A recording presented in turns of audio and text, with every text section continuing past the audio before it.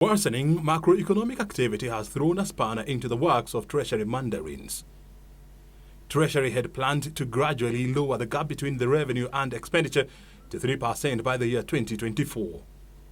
Kenya's fiscal deficit, which peaked at 9.1% of GDP in the year 2016-2017, is estimated to be 6.3% in the current fiscal year.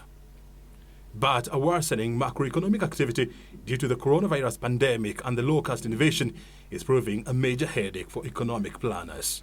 Rating agency Agusto Company says Kenya's budget deficit will rise to a 10-year record of 13.8%, exacerbated by higher spending and low revenue.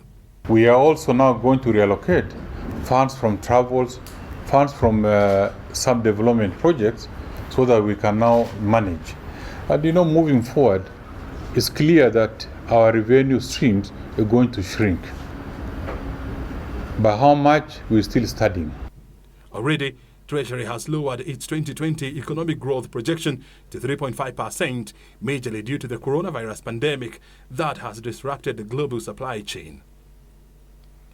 The credit rating agency has given Kenya a negative outlook for this year.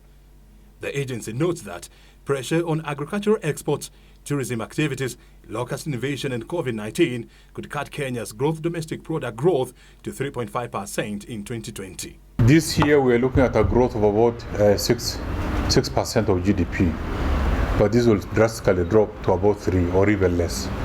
But we are going to give a firm figure when we'll have taken it on board, the impact of this maybe in the next 1 month. Driven by these economic factors, Agusto expects Kenya's debt service to revenue in 2020 to be twice the recommended 30% threshold by the International Monetary Fund, which will put a strain on planned development expenditure and the country's ability to fight COVID-19 should there be a widespread outbreak in the country.